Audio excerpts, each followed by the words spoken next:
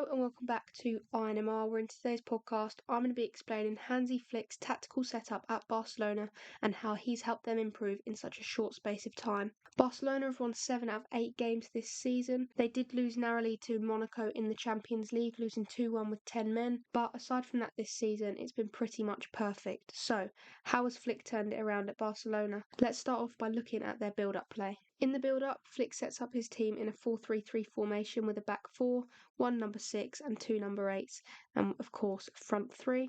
They often drop with the number 8 and like using the goalkeeper, which creates numerical advantages, allowing them to beat the press. Flick's players are not afraid to be more direct if the opposition come up and press high.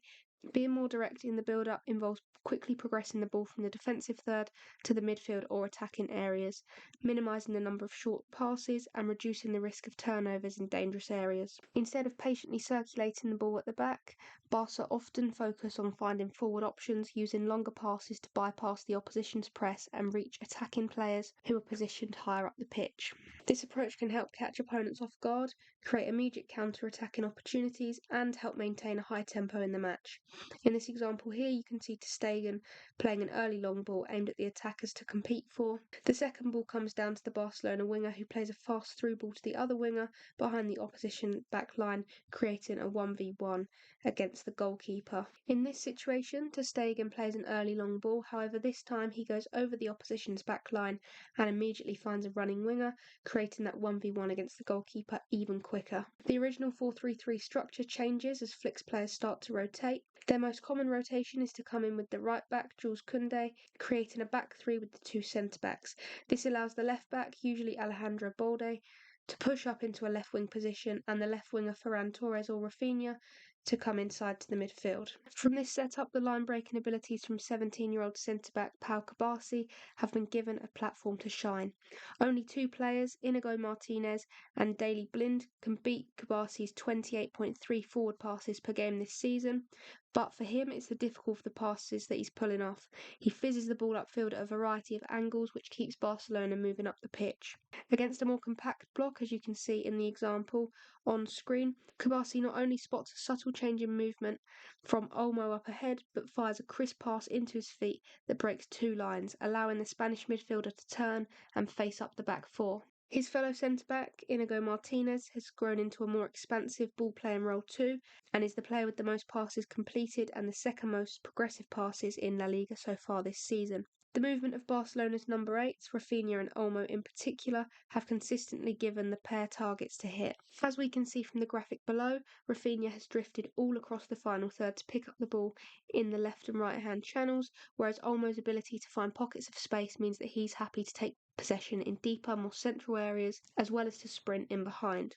Creating such seamless connections between defence and attack, equally happy to punch through the centre as they are out wide, has really allowed Barcelona's build-up play to thrive. Usually, Barcelona will only have 1 player on each wing and the rest in the centre during the build-up. Having only 2 players out wide and the rest in the middle creates more options in the centre and means there's less space between players. Flick likes this as he prioritises playing through the middle.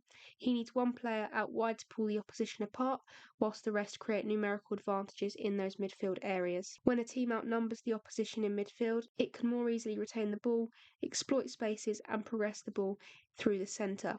This advantage forces the opposition to chase the game, which can lead to defensive errors and create opportunities for breaking down their defence. Another purpose for keeping so many players in the middle is to shorten the distance between them. This shortens the length of passes, which naturally shortens the time between the passes, which means opposition players have less time to push up and press, giving the Barcelona players much more time and control. Hansi Flick also wants many players close to the centre to create a good rest defence structure.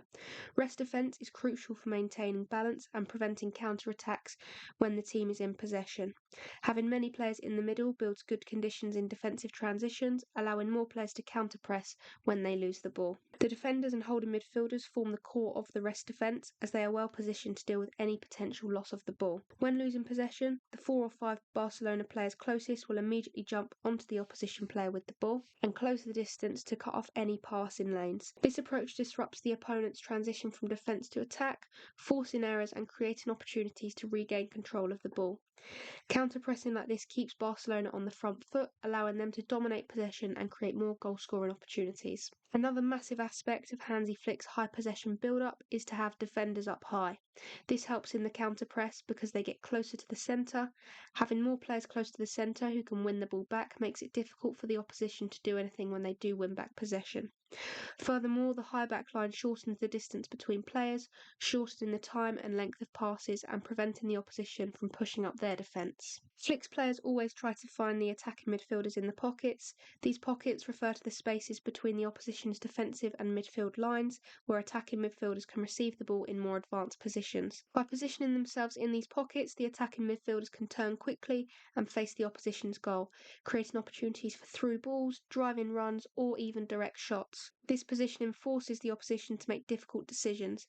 If the opponent's defender steps up and closes down the attacking midfielder, he potentially leaves space behind him. But if he stays back, he allows the midfielder time on the ball, where he can decide to either take a shot, pass to a player in a better position, and overall it's just really difficult for the opposition to deal with players slotting in inside those pockets. The Barcelona defenders and midfielders will look for straight passes, breaking the opposition's lines and finding the attacking midfielders who can turn and drive at the defence. Barcelona will also use third-man combinations involving the striker to find players in these spaces. A defender can play a straight pass to the striker, who can find an attacking midfielder in the pocket with a simple one-touch pass. Finding these pockets is crucial for maintaining fluidity in attack and ensuring that the team can progress the ball effectively through the middle of the pitch. A new dimension that Flick has added to Barcelona's build-up is their threat in behind. With rapid wingers like Lamine Yamal, Rafinha and Ferran Torres, Barcelona have started to be way more direct than they traditionally have been. Their wingers constantly make runs in behind when the defenders or midfielders have the ball, leading to many goal-scoring opportunities from dangerous through balls. This constant threat also provides the opposition from playing with a high back line and closing the space between lines. Instead, they have to drop the back line and protect the space in behind, and this opens space in front of the back line for the technical Barcelona midfielders to exploit. Another aspect of Barcelona's high build-up is their ability to create numerical advantages against the opposition's defensive line. When they play with a front five, the forward line naturally becomes numerically superior against the traditional back four, which they're great at taking advantage of. Flick's players mainly exploit this by creating 2v1 situations against the opposition fullback. When the defending team is positioned on one side, the weak side fullback becomes vulnerable to the long switch of play due to the 2v1 against Barcelona's winger and attacking midfielder. The attacking midfielder will make the run in behind, the fullback will follow that run, and the space for the winger out wide will be opened. Flick's team often capitalises on this by getting the ball to the winger and creating many opportunities for 2v1 situations on the wing and in the half spaces. Flick's players usually look to create chances by attacking the half space between the opposition centre-back and fullback. They primarily do this from the wide areas with underlaps from the attacking midfielders. When the winger receives the ball out wide, he will attract the opposition fullback. This opens the space between the fullback and the centre-back, which allows Barcelona's attacking midfielder to make an underlapping run into the space. The ball can be played to the underlapping player, who can then cross the ball into the box or attack his defender in a 1v1 situation. But, of course, the winger doesn't have to play the ball to the underlapping midfielder. The run from the attacking midfielder can often just drag the opposition away, which opens up space inside. The winger can then take the ball inside and shoot or find a pass to a free player. When out of possession, Hansi Flick places much value on being aggressive. This is highlighted by Barcelona's high pressure. Flick often wants his team to go man for man and intensely press the opposition. Each player is assigned a direct opponent to mark tightly, ensuring no easy passing options are available. This intense pressure forces the opposition into hurried decisions, often resulting in turnovers in dangerous areas. Barcelona almost use their high press as an attacking threat, scoring many goals from winning the ball high up the pitch. In a man-to-man system, it becomes crucial that the players know when to mark the opponent they're responsible for and when not to. If an opponent, for example, is very far away from the ball, the Barcelona player marking him doesn't need to be as close. Instead, he can come in and create numerical superiorities in the centre, decreasing the risk of dangerous 1v1 situations. The Barcelona fullbacks will be furthest from the opposition player they are marking.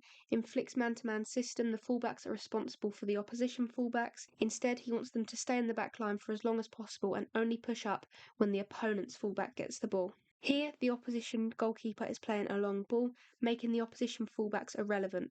Therefore, the Barcelona fullbacks drop back, putting them in a better position to win the second ball. This results in Barcelona having a 7v5 advantage around the first duel when the ball comes, giving them a good chance to win it. So the wingers are the ones who press the opposition centre-backs in Barcelona's high press.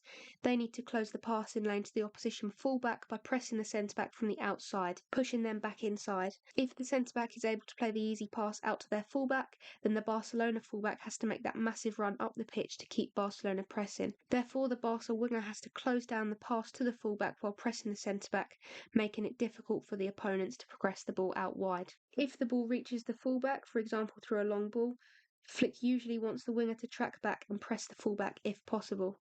But if the winger is too far away, then the Barcelona fullback does have to push up and stop the opponent from advancing the ball even further. Flick doesn't always use that high pressing system though. When in a low press, they do stay in a 4-3-3, but they look to set up in a mid block, just looking to close the centre and force the opposition out wide. Flick wants his team to stay compact without dropping too low, preferably closing the space between the midfield and the back line. When defending like this, the wingers are positioned higher up.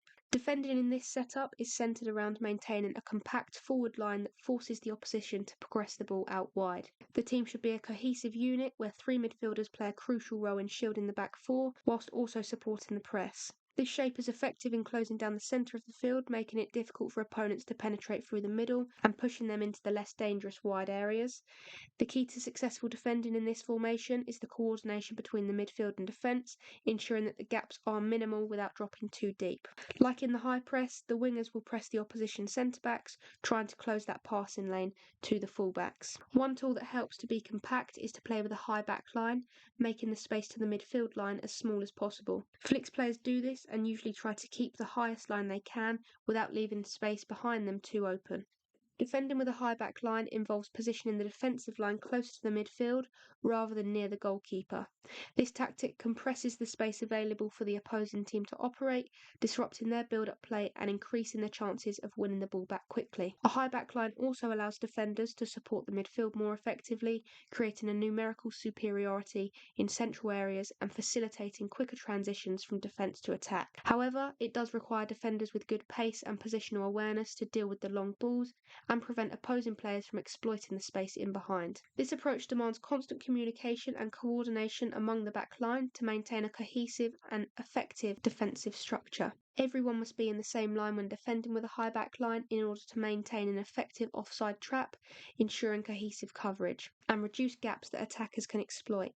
A well-aligned defensive line makes it easier to catch opposing forwards offside, preventing them from receiving the ball in dangerous positions. Also, this alignment helps defenders support each other, allowing for quick transitions and coordinated movements to tackle, intercept and clear the ball.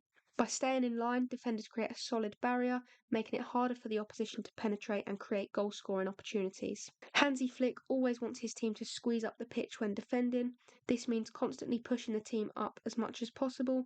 Every time the opponent plays a slow, sideways or back pass, Barca's first line of pressure pushes up, with the rest of the team following to stay compact. When the next pass comes, they push up even more, forcing the opponent back more. They do this because it pushes the opponent further away from their goal, making it harder for them to create chances. This approach has worked so far because in their 8 games there's only been one where they've conceded 2. Apart from that, they've either kept a clean sheet or limited the opposition to scoring just 1 goal, highlighting how difficult it is for the opposition to create chances against this approach. Overall, I think Flick's ability to blend disciplined defensive structures with fluid attacking movements has brought a brand new dimension to Barcelona's games. Whilst it is still early days in what's going to be a very long season, Barcelona's commitment without the ball has more than matched their desire to do damage when they have it. As Barcelona continue to adapt under Flick's leadership, they're only going to improve in this exciting system, and maybe the Barcelona we know and love will be back sooner than anticipated. That is where I'm going to end today's podcast, but there are plenty others you can go and listen to. For extra content, be sure to check out my website, that's inmr.journalist.co.uk. On there you can find match reports, live blogs, club updates and so much more.